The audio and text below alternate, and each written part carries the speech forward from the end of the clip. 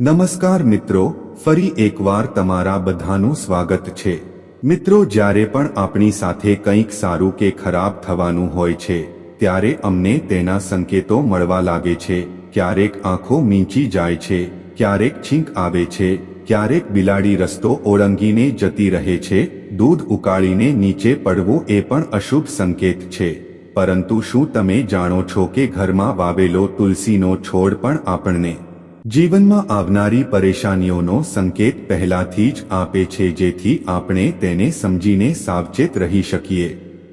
મિત્રો, જે ઘરમાં તુલસીના છોડની દેવી લક્ષ્મીના રૂપમાં પૂજા કરવામાં આવે છે ત્યાં ક્યારેય ધન અને અનાજની કમી નથી રહેતી। જે વ્યક્તિ નિયમિત રીતે તુલસીની પૂજા કરે છે અને તેને જળ ચઢાવે છે એવા ઘરોમાં હંમેશા દેવી લક્ષ્મીનો વાસ રહે છે।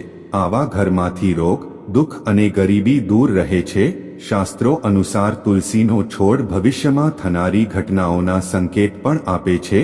તુલસી આપણને આવનારા સારા કે ખરાબ સમયનો સંકેત આપે છે।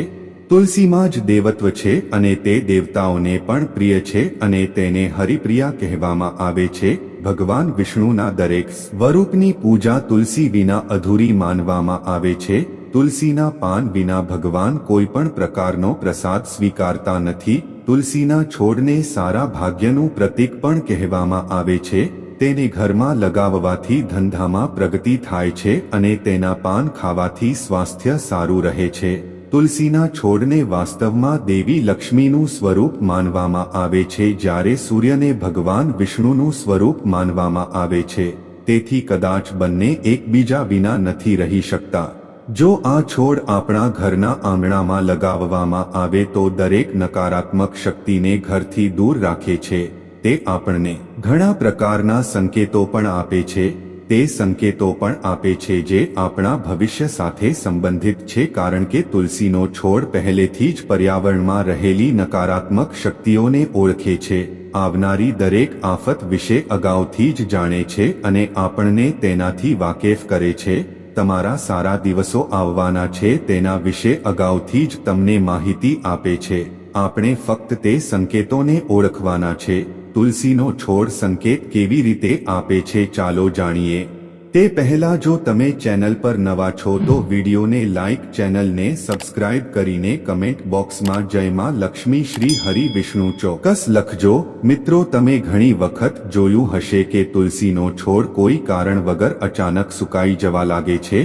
તમે ગમે તેટલી કોશિશ કરો, તેની સારી સંભાળ રાખો, પરંતુ છોડ સુકાઈ જતો રહે છે। આવી પરિસ્થિતિનો સીધો અર્થ એ થાય છે કે આપણા ઘરમાં કોઈ નકારાત્મક શક્તિ આવી ગઈ છે અથવા કુટુંબ પર કોઈ સંકટ તોળાઈ રહ્યું છે, કોઈ આફત આવવાની છે જેના વિશે તુલસી આપણને આર્થિક નુકસાન વિશે જણાવવા માંગે છે, અથવા જો ખર્ચમાં વધારો જેવી પરિસ્થિતિ આવી રહી છે તો તુલસી પણ આપણને આ વિશે ચેતવણી આપે છે। તો પછી એ વાતનું ધ્યાન રાખવાનો પ્રયાસ કરો કે ઘરમાં લગાવેલ તુલસીનો છોડ ક્યારે સુકાઈ ન જાય। એવું માનવામાં આવે છે કે જે ઘરમાં મુશ્કેલી આવવાની હોય છે તે ઘરમાં સૌથી પહેલા દેવી લક્ષ્મી એટલે કે તુલસી જતી રહે છે, કારણ કે જ્યાં ગરીબી, અશાંતિ કે સંકટ હોય છે ત્યાં લક્ષ્મીનો વાસ નથી, ત્યાં અલક્ષ્મી આવે છે। જો કોઈ કારણસર તુલસીનો છોડ સુકાઈ જાય તો તેને ફેંકી દેવાને બદલે તેને નદીમાં તરતો મૂકો અને બીજો છોડ વાવો।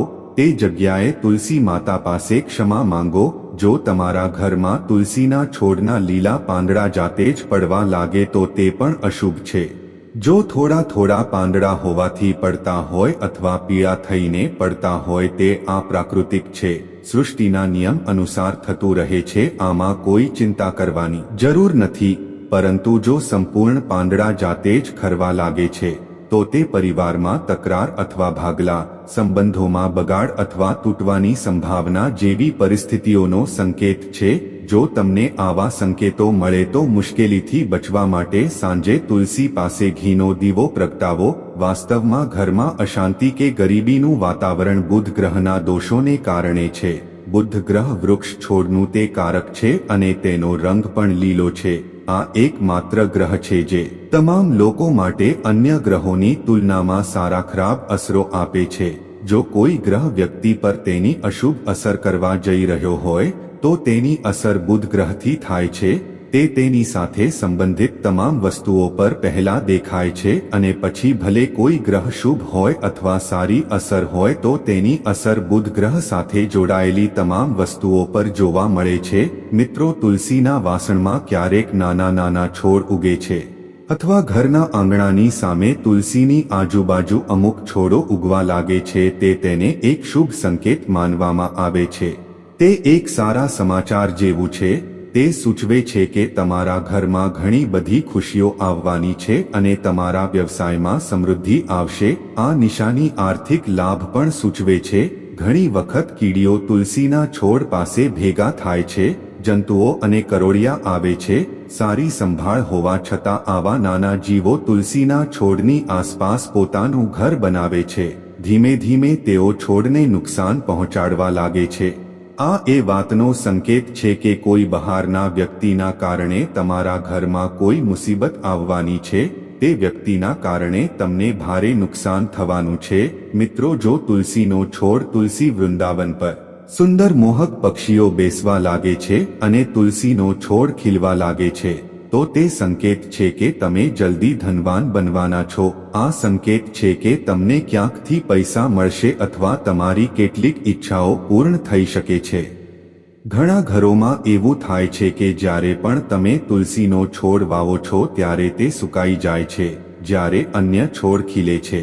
પરંતુ તુલસીનો છોડ ઘરમાં ટકતો નથી. તે રોપ્યાના થોડા દિવસોમાં જ સુકાઈ જાય છે. જાણે તુલસી તમારી હાજરીમાં વૃદ્ધિ પામવા માંગતી નથી. આ એ વાતનો સંકેત છે કે તમારા ઘરમાં નકારાત્મક અથવા દુષ્ટ શક્તિઓ વસે છે. જ્યાં નકારાત્મક શક્તિઓ હોય છે ત્યાં દેવી લક્ષ્મીનો વાસ નથી, ત્યાં દેવી અલક્ષ્મી આવે છે. તેથી તમારે આ વાસ્તુ ઉપાયો, ગૃહ શાંતિ હોમ હવન અથવા સત્યનારાયણ કથા તરત જ કરો. તમારે અવશ્ય કરવું જોઈએ. તેનાથી તમારા ઘરમાં રહેલી નકારાત્મક શક્તિઓનો નાશ થશે. તુલસીના છોડને વાવીને તમે સકારાત્મક સંકેતો મેળવી શકો છો. ઉપાયો અપનાવ્યા પછી છોડ ખીલશે. આવા લીલાછમ તુલસીના છોડને રાખવાથી વાતાવરણ ખુશનુમા બને છે. આ માટે તુલસીમાં સારા ગુણો છે. જો તુલસી સંબંધિત નિયમોનું પાલન કરવાની જરૂર હોય તો તુલસીના છોડને એકાદશી, ગ્રહણ અને રવિવાર સિવાયના તમામ દિવસોએ જળ ચઢાવો. રોજ તુલસીના છોડની પૂજા કરો. સાંજે તુલસીની સામે દીવો પ્રગટાવો અને આરતી કરો. રવિવારની એકાદશી કે શુભ દિવસોમાં તુલસીનો છોડ કે પાન તોડવા નહીં. દક્ષિણ દિશામાં તુલસીનો છોડ ન લગાવવો.